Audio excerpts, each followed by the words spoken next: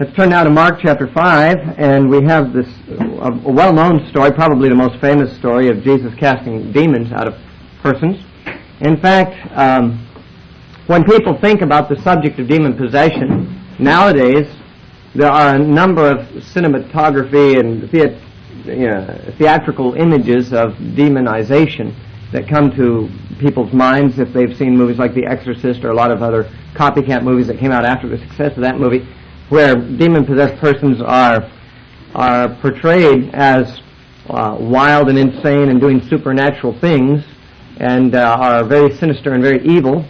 Certainly, the only case we really read of in the Bible of a demon-possessed person having these phenomena associated with them or anything like them is this story. And while it is the case, we have to assume from this story and from modern stories about such things that these things do happen, that this kind of demon possession is not unheard of, yet the majority of demon-possessed people in the Scriptures were much less wild, much less bizarre, much less crazy in their reported behavior, at least, that which is recorded in the Scriptures, than the case before us. But often when we think of demon possession, depending on where we've gotten our images, if we've gotten them from, well, let me put it this way, if you've been in a church that emphasizes deliverance ministries, you might think of demon possession as characterized by nothing more than you have a drinking problem or you crack your knuckles nervously or something like that. I mean, almost everything is equated with demon possession, and some demonized, demon-chasing, deliverance-type groups. In such cases, the slightest aberration in behavior, a nervous twitch or anything can be considered to be an evidence of demon possession. But I think the average person who's not been in such circumstances, if they think of demon possession at all, they think of crazy, behavior, the kind of person who ought to be locked up if not delivered. And this is the only case, like I said, in the Scriptures where we really read of demon-possessed people behaving in that way. Now, in the story before us, we have the encounter of Jesus with a demon-possessed man in Mark chapter 5. Matthew's parallel, which is in Matthew 8, we won't turn there now, but in Matthew chapter 8 we have the parallel story, also in Luke chapter 8. And we are told by Matthew, but not by Mark or Luke, that there were actually two men that were encountered by Jesus on this occasion. And this is one of the several cases of its type where people have again tried to find some kind of fault, some kind of error in the record of the Gospels, and some evidence that we should not trust the Gospels because, after all, they are hopelessly at odds with each other and full of contradiction. Namely, that Mark and Luke speak of a man of a certain description that came and Jesus encountered him and cast demons out of him, whereas Matthew mentions two men came. And so some have thought, well, there's a contradiction. But as I've sought to point out on other similar cases, to call this a contradiction is certainly unfair. Because Mark and Luke do not deny that there were two men. They only record what happened with a man. And in particular, a conversation that took place between the demons that were in a man and Jesus. Jesus had this conversation and this interaction with the demons in this man. Whether a similar conversation took place with the other man who was in a similar condition or not, we don't know. And if not, it's possible that's why Mark and Luke don't record anything about the other man. Maybe either nothing dramatic happened in the second man's case, or maybe the same thing happened in both cases, and to tell of one is enough for the gospel writers. In any case, for a man to say Jesus met such and such a person, and for another person to say Jesus met two such persons, is in no sense a contradiction. If you were robbed on the street and you were asked to come to testify in court, and you were robbed by two people, but only one of them was apprehended, or even one was on trial at the moment, and you were asked if that man had robbed you, and you testified that he had, with or without mentioning that there had been a second party present, your testimony could be true, even if there were, in point of fact, two persons. If you're in fact dealing with an individual case and talking about an individual case without denying or affirming that there were two, no one can say that you're lying or being non-historical or inaccurate. And it'd be no contradiction if in some other setting you mentioned that there were two men who were involved. Obviously, it is possible for two accounts to be contradictory in nature to each other, but this is not a case of that. This is simply a case where both accounts can be true. Now, I want to say this too. When I make that point, and I make that, of course, every time I encounter a passage like this where there's that kind of a discrepancy, I always, of course, come to the defense of the scriptural writers as Christians always have throughout history. It's certainly nothing new for a Christian to defend the biblical writers on these points. These are not new discoveries that modern skeptics have discovered all of a sudden. I mean, the differences between Matthew, Mark, and Luke have been well known for almost 2,000 years now, church history. It has never been, to Christians, a thing beyond explanation. But to skeptics, they might say, but, you know, that's a fancy piece of talk you've just given, but the fact of the matter is, if there really were two demon-possessed persons, it seems unlikely that Mark or Luke would neglect to mention both. I mean, why would they only mention one? Oh, I don't know the answer to that. And, of course, one has to make his own decision on the basis of what he considers to be plausible or probable. That is to say, that I can tell you that all the gospel writers told the truth, although they didn't tell all the same details of the account. That may be true, or it may be the case that two of the accounts were wrong, or one of the accounts was wrong. That's the choice a person has to take. But the point is, you can't really say there's a contradiction unless all the accounts cannot be true. And the fact is that all the accounts can be true. And one doesn't have to be embarrassed by any of the accounts when comparing with the others. They are capable of being harmonized. The same is true about Judas hanging himself or Judas falling headlong and his bowels bursting out, the two accounts of Judas' death. Certainly there's no reason why both of those stories can't be true. One might say, but it's not very likely that a person would hang himself and then also sometime later his bowels would gush out. Maybe not likely, but many unlikely things happen in history. We're not talking about what's likely, particularly. One has to make his own judgment in that respect of whether he thinks it's likely enough that would happen, or so unlikely that one must disparage the scriptural accounts. But as far as what is possible, you know, if you read history, you'll read of many things that did happen, or at least are universally believed to have happened, because they're reported as such, which were unlikely to happen. If one wanted to sit down and talk about the laws of averages and the likelihood that things would happen, all kinds of things happen in your own life that if prior to them happening someone wanted to calculate the chances of it happening or not, might be considered to be very improbable, but they do happen. And therefore the knowledge of whether something really happened or not is best known not by the question of probabilities, but on the basis of whether there's reliable witnesses to the event. And in the judgment of many, myself included, the gospel writers give very good evidence of being reliable witnesses to their accounts. And therefore, if you find what looks like a discrepancy, or even is a discrepancy in the way they tell the story, a discrepancy isn't always a contradiction, and it certainly doesn't mean there's a flaw in one of the accounts. It simply means that they've told the story differently, though it is possible for all the accounts to be telling the truth, and that's good enough for me. I'm not perhaps overly skeptical. I am a believer. That's why, there's a difference between people who are believers and people who aren't believers. Believers believe, but that doesn't mean they're gullible. Now, having made that observation, we're not really going to be using Matthew's version, much. We're going to cross-reference a few things from Matthew's version, but the first thing to notice is that when Jesus encounters this demon-possessed man, Matthew tells us there were two, and that's one of the things that makes Matthew's version stand out, and that's one of the things that's considered problematic to many people. Let me read the story in Mark's version, which is, in my judgment, the best one to use as our standard, and we'll compare some things from Matthew and Luke as it becomes appropriate. It's the first 20 verses of Mark chapter 5 that we're considering. We have just discussed the storm at sea that Jesus and his disciples encountered.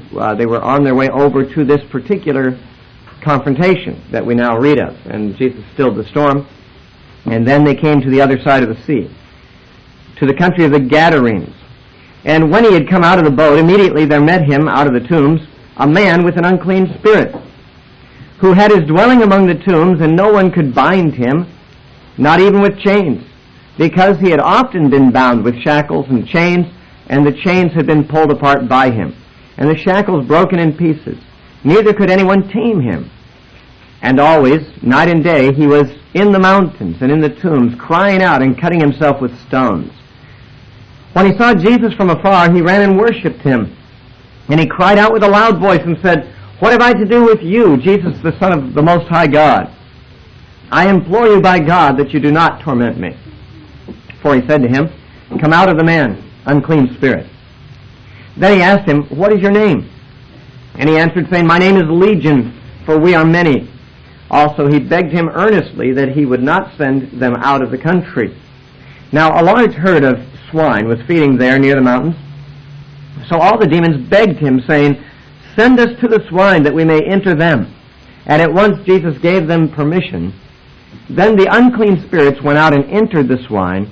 There were about 2,000. And the herd ran violently down the steep place into the sea and drowned in the sea. So those who fed the swine fled, and they told it in the city and in the country.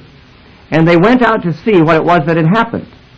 Then they came to Jesus and saw the one who had been demon-possessed and had the legion sitting and clothed and in his right mind. And they were afraid.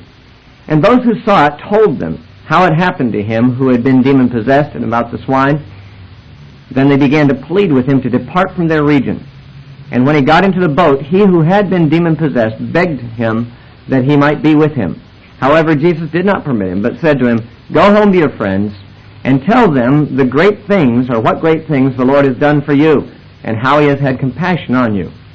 And he departed and began to proclaim in Decapolis all that Jesus had done for him, and all marveled. Now, we had some comments to make about this in our previous session, because at the beginning of our previous session I wasn't sure, but that we might cover this story as well. I stated at that time I didn't think we necessarily would get through it, but it was a possibility, and I do think there are some important connections to draw between this story and the previous one. There's two levels at which I want to talk about this story. One is simply the historical account and the details of what happened. The other is what spiritual lessons there may be implied by it. As I've said in the past, some of the cases in the Gospels, at least certainly it's the truth in John, but I believe there's reason to believe it's true in the Synoptic Gospels as well, where miracles or mighty acts of Jesus are done, there is sometimes more reason behind the report than just to tell what happened, but also the desire to illustrate some spiritual truth. And that is, I think, the case here, as I made the point in our last section that I thought it was the case in the story of the stilling of the storm as well. I'd like to bring that out, but only after we've gone through the details of the story. Now, one of the first details we have to deal with is in verse 1, that Jesus and his disciples came onto the other side of the sea to the country of the Gadarenes. Now, what makes this difficult is that different manuscripts read differently, and the different Gospels read differently in giving the name of this place. In this particular case, in Mark chapter 5, verse 1, the Alexandrian text says Gerasenes, or Gerasenes, rather than Gadarenes. But there's also, in some of the Gospels, Gergesenes is the way it reads. Now, there's three different ways that this particular location is identified in the Gospel accounts if you compare them. It's either the Gerasenes, the Gadarenes, or the Gergesenes. This is or Gadara is the name of the place. That'd be the place for Gadarenes, is Gadara. These are all different ways that this location is identified. Now, it's not altogether important to identify the spot, and therefore it wouldn't justify a great deal of time to try to sort out where the spot is. Scholars are not entirely sure, but they have identified a spot on the eastern shore of the Sea of Galilee, which is across the sea from where Jesus stayed most of the time in Capernaum, up to the east side of the shore of the Sea of Galilee, which is known to modern people as, I think it's called Carassa or Kirkassa or something like that. I could have looked it up. I've seen it before. I've read it before. It's not important enough for me to identify the place. So I didn't do I had other things to consider than just trying to identify the modern name of the place. But it's something like Carassa or something. And there are some steep cliffs there. In fact, one reason that scholars have identified this spot with the probable location of this story is it's, I think, the only place on the eastern shore of the Sea of Galilee where there are steep cliffs that drop off into the sea. And the story seems to indicate that kind of geography, that kind of topography, that they hurled themselves over a cliff or down a steep way into the sea. So that's probably a true identification. That's not the important thing. One of the important things is that Jesus apparently he came over there just to meet this one man. Now, maybe he didn't see it that way. Maybe, Jesus was always being led by his Father, but didn't always know what was going to happen next, in my opinion. I don't think Jesus always knew all that was ahead. As far as Jesus knew, perhaps he was going over there to do some ministry in that region. But as it turned out, after he helped this man, or these two men, we're not told if the second man was delivered. I guess we have to assume that was true too. The people of the area asked Jesus to leave. And one of the remarkable things is that as soon as they asked, Jesus got in the boat and left. Here, the man who is demonstrated in the immediate context to have power over the wind and the sea. He is the Lord over the elements of nature, over the heaven and the earth, that he has authority and lordship, and he gives commands to the wind and the sea, and they obey him. And beyond that, he gives commands to the demonic hosts, and they obey him instantly, or nearly instantly. Yet he obeys the commands of the people when they say, "Go away, we don't want you here." This is something about the great meekness of Jesus Christ, that he is God in the flesh, or the meekness of God himself for that matter. That he who is God and commands the storm, which no man can control, who commands the demons, which no man can control, that he can control powers much greater than man, but he allows himself, at least in some measure, to be governed by man only in the sense of personal reception of his ministry. You know, I mean, obviously, if they had said, "Listen, Jesus, go out of the ministry, we don't want you to preach anymore," he wouldn't have obeyed that.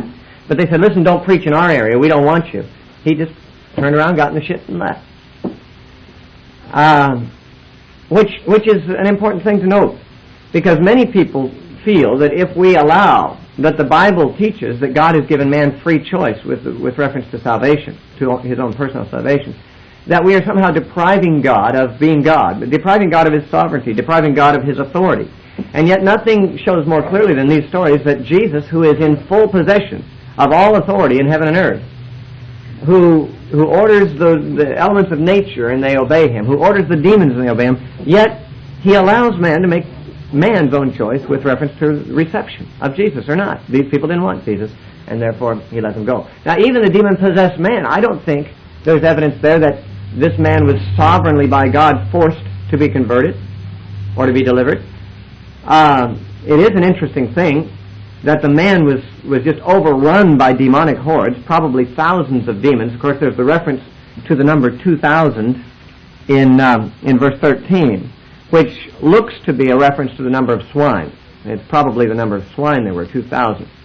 Although, I suppose, from the way the sentence is worded, it would not exclude the possibility that it could be saying there were 2,000 demons, because the sentence speaks about demons, or unclean spirits, went out and entered the swine. Parenthetically, it says there were about 2,000. It doesn't say 2,000 swine or 2,000 demons. I guess it could be taken either way. It is generally assumed that 2,000 is the number of the swine. But since the demons are said to have been many and took the name legion to describe their hordes, and since a Roman legion of soldiers was 6,000, it's possible that the demons number even greater number than 2,000, maybe even 6,000, who knows. The point is, though, this man was about as demon-possessed as they get. I mean, there's other individuals that Jesus cast single individual demons out of, a spirit of infirmity or a dumb spirit or a deaf spirit out of someone, or an unclean spirit. But here we have a cluster, a large community taking residence. And from my own studies of demon possession as a subject in the Bible, and by the way, I've mentioned before, we've gone on some excursions on this subject in a few previous lectures where it's been justified, I thought, by the material. In my own study of what the Bible says on it, fragmentary as the material is, and anecdotal rather than didactic, it doesn't really teach anything about it. We just get the anecdotes, this happened here and this happened, and we kind of make deductions. I have personally come to the conclusion that demon possession is a phenomenon that is a matter of degree. You know, we always have heard people say, maybe you haven't, but I have a great deal, heard people say, well, Christians can be demon oppressed, but they can't be demon possessed, and only non-Christians can be demon-possessed. Now, that might be true. I don't know if that's true or not. I have my doubts that that's true, but it may be true. I can't claim to be expert about that. The one thing I would say about that statement is how unscriptural it is. Because, for one thing, the expression demon-oppressed is not even a biblical expression. There's no one in the Bible is described as being demon-oppressed. There's no reference even to the phenomenon of being demon-oppressed. Closest thing you get is in Peter's sermon at the household of Cornelius, where he said that Jesus went around healing all who were oppressed by the devil, which would presumably be Satan, and may not be a reference to demon possession at all. It might be a reference to sicknesses. Jesus healed all who were oppressed by the devil. So it's arguable that that's not even referring to the cases where Jesus cast demons out of people. But even if it was, then we have reason to identify oppressed by the devil with demon-possessed, because, I mean, that's the cases. Jesus dealt in the Scriptures with sick people whom he healed, and demon-possessed people whom he delivered. And we don't know which Peter is talking about, but on the one hand, if Peter is saying when Jesus healed all that were oppressed by the devil in Acts chapter 10, if he means the healings, then it has nothing to do with the issue of demonic invasion of believers or whatever. So we can't use that statement as a statement about whether Christians can be demon-possessed or oppressed. Furthermore, if when he talks about Jesus healing those who are oppressed by the devil, if he means the people that Jesus drove demons out of, then we simply have a case where demon possession, as it's described in the Gospels, is called oppression by the devil in the Acts, which identifies the terms but makes no distinction between the two. What I'm saying is, when Christians, perhaps for the sake of peace of mind, say, well, Christians can't be demon-possessed, only demon-oppressed, they are using a term that the Bible doesn't use. And the closest the Bible comes to using it would seem to disagree with a distinction being made between oppressed and possessed. It sounds like those would just be two different ways of talking about the same kind of problem. Now, I have pointed out to you before that the word demon-possessed, as it's frequently translated in our Bible, is one word in the Greek. It's simply demonized, or daemonizomai in the Greek, and when you anglicize that or transliterate it, it comes to demonized. And many people who've done research on this have preferred to even just eliminate the term demon possession from their vocabulary because it's misleading. Possession in English sounds like someone owns something, and that's not necessarily implied in the Greek word. The Greek word just means to be demonized, whatever that means. But in doing case studies from the Scripture of how many people are said to be demonized and what we're told about those people, it would certainly appear that demonization or demon possession is a situation which exists in varying degrees in different individuals. I mean, obviously, the case would be somewhat different. On the one hand, if a person had a demon, or on the other hand, if they had 6,000 demons, their life would seem to be worse off in the latter case. It seems like to have a greater number of demons would be a greater bondage. Frankly, I have come to think that the word bondage is the most scriptural term to use in any of these circumstances, that Jesus came to make people free. The devil comes to make people in bondage. Some people are relatively free, but still in bondage a great deal. Others are quite in bondage. I mean, bondage in more areas of their life. I don't want to make any absolute statements about what the right terminology is, but I feel most comfortable talking about people being in bondage to demons. And I say that a person who has one demon is in bondage and needs to be delivered, but a person who has 6,000 demons is in a greater bondage. And it should be reflected somewhat more in their behavior, I would think, because of the greater degree of demonization that they are subject to. Now, this man, by that definition, is about the most demon-possessed, the most demonized guy that we read anything about in the Scriptures. Now, the reason I point that out is because this man, when he saw Jesus, came running to Jesus, bowed down at his feet, and it would seem that the demons, not the man, were speaking, crying out for mercy. But the point is, one can hardly think that the demons motivated the man to run up to Jesus, for the demons would want to run the other direction, you'd think. I mean, now, different people have different opinions about this. I've heard different things said about this. My impression from reading the story has always been this, and I can only give it as my impression. You can decide whether it's yours or not. My impression is the man ran to Jesus for deliverance, and the demons who were in him found themselves against their desire in the presence of Jesus and screamed out for mercy that he wouldn't torment them. It seems much more that is the case, more likely that is the case, than to suggest that the demons themselves, who were terrified of Jesus and afraid of being tormented, would bring themselves into close proximity on their own with him. Now, if what I just said is true, then there is a point to be made, and there's reason for my making it. And that is that here is a case of the man who is arguably the most demonized man on record, anywhere, in all literature, and especially in the Bible. And yet, he has enough self-control that when he sees Jesus, he can come to Jesus. He has that much will left. Now, one of my reasons for emphasizing that point is because I've heard all kinds of extra-biblical, very, guesswork quality doctrines about demons given by Christians in many different situations, and people have often said, well, when a person is demon-possessed, they've lost their will. The demon controls their life, and they don't have any control anymore. And they suggest that a person who's demon-possessed can't decide for himself whether he wants to be delivered or not, because the very fact of demon possession is defined in terms of they have no more will of their own. They're now simply totally motivated by demonic mind, a demonic spirit. Now, I don't know where a person gets that particular definition of demon possession, but it doesn't appear to come from the Bible, because you find in most cases that demon-possessed persons that Jesus dealt with came to him of their own accord. And I don't know whether we can assume it, but it seems reasonable to, that they came because they wanted help. They came because they wanted to be delivered. Why else would a person full of demons come running to Jesus, you know? Now, it's important to note this, that Jesus never, on record at least, never went hunting down demon-possessed people to deliver them. I used to think that it'd be a really wonderful thing to go into all the mental hospitals and find all the demon-possessed people and cast all the demons out of them.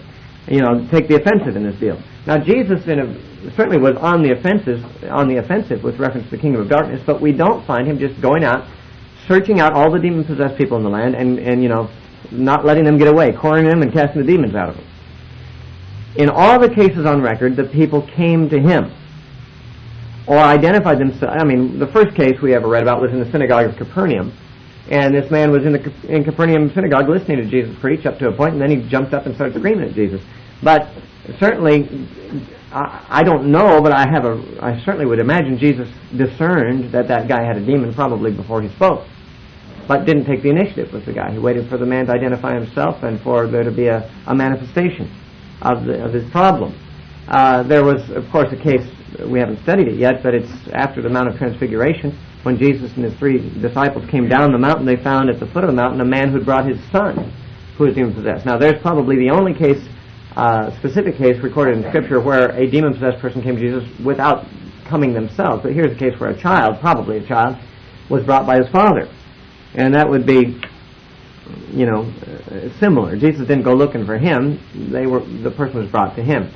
Now, I say that because there is much questioning on the part of almost anybody who's tried to become involved in any kind of ministry toward demon-possessed people. Why it is that sometimes demons come out on command and some don't. And I don't profess to be an expert on this. I don't know the final answers. But one of the conclusions I reached from my own study of Jesus' cases that he cast demons out of is that perhaps unless the person wants to be delivered, they can't be. That Jesus himself, he wouldn't even stay with the Gadarenes, even though he obviously wanted to be there. That's why he went there in the first place. But they didn't want him there, so he left there. It's also probable that if the demon-possessed man had not wished to be delivered, that Jesus would have left him alone and let him stay with his problem, let him keep his problem. That certainly, I'm reading between the lines, and there's maybe some danger in doing so, but in looking at all the cases in the Scripture, you never find Jesus casting a demon out of someone where it was clearly Jesus who took the initiative in the case. I mean, it's always the demon screams at him first, or the person comes to him first, or is brought to him first, and then he deals with it. But it would seem that if there were so many demon-possessed people in the country, as there were at the time, that Jesus would have been, if it had been appropriate, would have been wise to just go around and hunt them all down and cast the demons out of them. But we don't read of him doing that. They come to him, or else it appears they don't get help, which suggests that they already had a desire to be free. And I think it goes along well with the idea that God has given them a person's free will with reference to their spiritual well-being or their spiritual destiny, to say that if a person doesn't want to be delivered, even Jesus himself can't or won't cast demons out of them. You can bring that over here, honey. Hannah, you can bring that to me over here. Thank you. There we go. Okay. And that may be the explanation of why in some cases, though you bring plenty of faith and authority to the situation, you may find yourself incapable in some cases of getting a demon to go out of a person just because they're not so sure they want the demon gone. Remember, certain people have derived some benefit, or what they regard as a benefit, from their association with the demonic. I mean, there's a great number of occultists who like what they do. And it's quite clear from the Scripture that to be delivered of a demon removes the ability to do those things. I mean, the case in Acts 16 is very illustrative of this. You know, the woman who was a fortune teller. She was able to tell the future until Paul cast the demon out of her, and then she was incapable anymore. It even got Paul thrown in jail because the owners of her, she was a slave girl, were upset they couldn't make money off her. She lost her abilities when the demon left. Now, she was following Paul and Barnabas around, Paul and Silas around for 3 days before she got delivered. And she, one can argue that she was seeking help, but her owners didn't want her to be helped. But it could have been, there certainly can be cases where persons who have such powers from demons don't want to get rid of their powers. This woman had nothing to gain. She was a slave. But if she was making the money off the ability, she might not have wanted to be delivered either. Who knows? The point is that there are times when persons, for reasons, never good ones, but reasons of their own, maybe don't care too much to be delivered of demons. They may, in fact, be deriving what they regard as a benefit from the situation. And the fear of God has never taken hold of them to know what danger their soul is in. And so you may not be able to always do that. You can't just walk down the street, find every crazy person and cast a demon out of them. That'd be nice if we could do that, but even Jesus didn't do that, and Paul and Silas and Barnabas didn't do that. There are perhaps other reasons why demons sometimes don't go out. But in my opinion, this is one of them. And the story of the man in the tombs is so helpful to me in making this decision because of the fact that they don't get much worse off than this guy was. There just aren't too many people who've lost more of their willpower and their sanity to the demonic forces than this man had. I mean, the guy was nuts, though. He was running around naked, one of the Gospels tells us. Yes? I really don't know. I don't know how the man would have known who Jesus was. But you see, I don't know I've never been demon-possessed, so I don't really know to what degree the consciousness of the demon and the consciousness of the individual are mixed. I mean, obviously, if people have fortune-telling abilities by a demon, then presumably the demon is giving, what the demon knows is somehow so inextricably mixed with what the person knows that it'd be hard to draw the line, to what degree, where one mind ends and one begins. So it's possible, since the demons knew who Jesus was, it was impossible for this man not to know also. Yeah.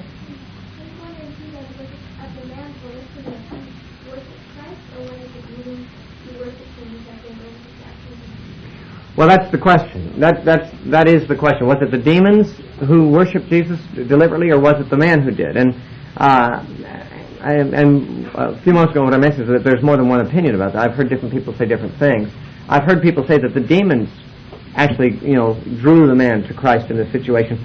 The Bible doesn't say, and it tells us so little about demon possession. We're not even sure exactly the mechanics of how things work in the mind of a person who's demon possessed. But I guess I'd just say my impression has always been that the demons didn't feel comfortable in the presence of Christ, so I would imagine that it was not their choice to come running to Jesus and bow down. Once finding themselves there before him, they had no choice but to scream out and beg for mercy from him, which is what they did. But while the Bible doesn't say so explicitly, and I can't say that with 100% certainty that it's true, I think I think this is the case of the man saying, hey, this is my only hope. Somehow he knew this was the Son of God, and probably he knew it because the demons in him knew it, and there's no doubt some sharing of knowledge between the man and the possessing demons. A lot of this is mysterious, and I'll tell you, my curiosity is greater than my knowledge on the subject. But I also feel it necessary to harness my curiosity a little bit, because what we need to know, the Bible tells us, and a lot of things we want to know aren't necessary for us to know, and it might even be unwholesome for us to speculate too much. I'm not saying that anyone here has done that, or even that question borders on that, but it just gets to a place where some people I've known have just gotten so fascinated with the demonic, and there's so few questions about the demonic answered in the Scripture that they have to fabricate answers or guess them, and eventually those become almost canonical in certain denominations, the human answers to mysterious questions about this. And I suppose if we were to be as taken up with the study of demons as we are sometimes inclined to be, God would have given us enough material to answer all our questions about them. I think the phenomenon of demon possession in the biblical times was just so recognized, so taken for granted, that there was no need to discuss, all the details. It was just something that was there, and people knew it. Now, I think the phenomenon is still around. Obviously, I believe there are still demon possessed people around, but we now live in a world that doesn't understand it. In fact, in most cases, officially does not even acknowledge it to exist. And people who were called demon-possessed in Bible times today would be called, psychos. They'd be called persons who had some kind of psychological or psychiatric disorder, a brain chemical imbalance, be schizophrenic or something like that, So that the society we're now in doesn't even acknowledge the phenomenon for what it is. And those of us who do find ourselves not being raised taking it for granted like people back then, and we have all kinds of questions that aren't answered because I think a lot of people just kind of knew people who were demon-possessed or knew of cases enough that they didn't have to ask the questions. They knew the answers, or maybe, I don't know whether the answers were known or not. But apparently, since the Bible doesn't answer them, they must not be questions that we need to know the answers to in every case. And some people never encounter somebody that they recognize to be demon-possessed. I mean, it's possible that some of you will live your entire life without meeting somebody that you know for sure is demon-possessed. But I have a feeling that most of you at one time or another will meet some demon-possessed person or persons, and it doesn't hurt at all to know something, at least as much as the Bible tells us about the subject.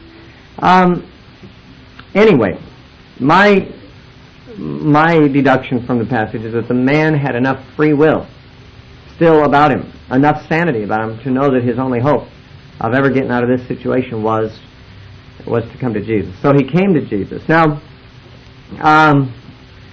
the business of him being bound with chains and pulling them apart and stuff, I think it's Luke chapter 8 that gives us some detail on this, more of a chronology than we have here.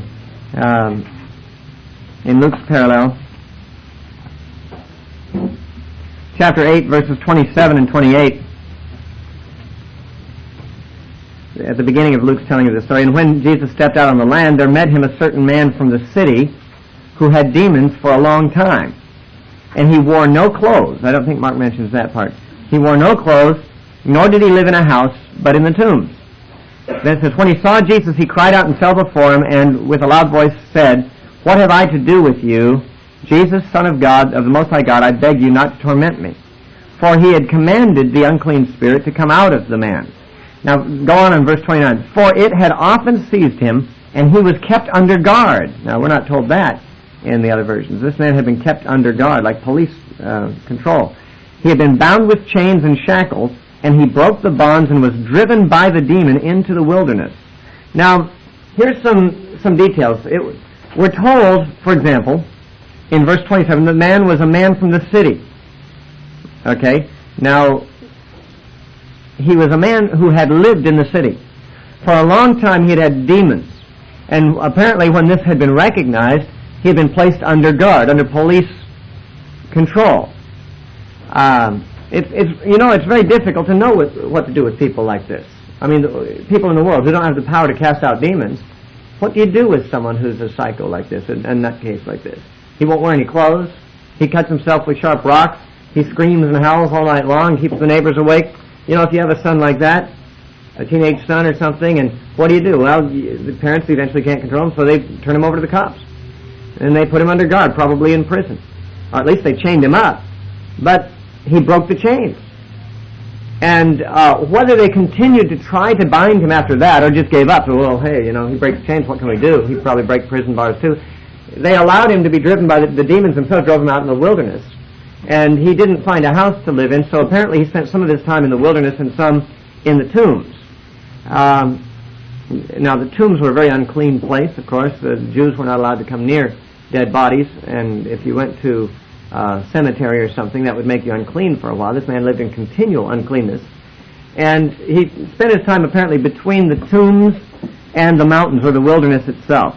That would agree with what, of course, the other Scriptures say, although Luke gives us more information about that. Now, it also indicates in Mark 5:4 that he had been bound with shackles often, not just once or twice. Apparently the authorities had found him hard to keep. I mean, his parents, no doubt, depending on how old he was when he first came into his condition, his parents very likely, whom he was sent back to after his deliverance, by the way, his family and friends, had found him uncontrollable, so they turned him over to the cops. They kept him under guard, but he kept breaking the chains. And, the guy keeps breaking the handcuffs. What are you going to do? You hang him up to a wall on shackles and he just tears him apart. If the demons want to drive him to the wilderness, say, good riddance, go for it. And they just kind of avoid the area where he was. In Matthew, I think it says that these men were very fierce. The demons made them fierce. By the way, that's the only case in the Bible where we read of demon-possessed people being fierce-like. In fact, demon possession is kind of a spooky thing to us in our modern world because we don't understand it very well, but the Bible doesn't necessarily indicate that all people who are demon possessed were particularly dangerous or scary to be around. Sometimes they had their spells where they got kind of wacko, like the guy in the synagogue, or some of them just had demons that tormented them, caused them to throw themselves into the fire or the water to try to kill them, or that left them physically blind or dumb or something like that. Demon possession wasn't always something that when a person had it, you had to be afraid of them. But these guys, this is the case where we read that they were very fierce. In fact, I think this is the only place, if I'm not mistaken, in the Bible that associates demon possession with any kind of negative character trait. When we think of bad demonized cases, we often think of somebody who's a very great sinner. But demonization in the Bible is more often represented as a torment to the person who has it, rather than as something that makes him torment others or be evil to others, or he doesn't become a criminal or a rapist or anything like that for the most part. That's not what in the Bible characterizes demon-possessed people. They're not criminals or greater sinners. At least they're not so described in most cases. They are tormented victims. I mean, here's a case where victimization can be spoken of, without fear of giving in to the psychological mindset of our times. I mean, these persons are victimized. They are oppressed. They're tormented, and that is the thing. You don't see a demon-possessed person as someone who's particularly wicked in every case. Although this case tells us that there are situations like that, where a person who is demon-possessed can be very terrifying, very fierce, and people avoided this particular person. When we think of someone like Charles Manson or Adolf Hitler as someone who does horribly crazy, deluded, and violent and terrifying things, it is most natural for us to think, well, they must be demon-possessed. And I think they probably are. I've had a correspondence with Charles Manson, not recently, but years ago. He and I corresponded a little bit, and from his letters to me, it was very clear that the guy is demon-possessed. I mean, I can't repeat the details of his letters; they're mostly unrepeatable. And also it's so rambling and so crazy. It's like it clearly was not, a sane man. But there are cases, no doubt, and this is probably one of them, where the demonized condition actually rendered the person scary and evil. But that's not necessarily the way that demon-possessed people are described generally when we find them in the Bible. Now, note too that in Luke's version, which we read a moment ago, I think it's there that we get the picture that this is the first and maybe the only case in the Bible where Jesus commanded a demon and it didn't immediately go out. This comes out, I think, more clearly in the Luke passage, but ordinarily, Jesus just gave a word of command and the demons were gone. This man, however, had a much more severe case. Of course, the demons could not stand up to Jesus. They had to go. But they didn't apparently go immediately. What we just read a moment ago, in verse 29, was it? Yeah. Okay, in verse 28, in Luke 8, 28 and 29, it says that these demons begged Jesus not to torment them, but it says in verse 24, he had commanded the unclean spirit to come out of the man. That is, the command to come out came early on, and the demon continued to beg for mercy and didn't immediately go out. Now, it's quite clear the demons, although they didn't immediately obey, were not in any sense in the bargaining position.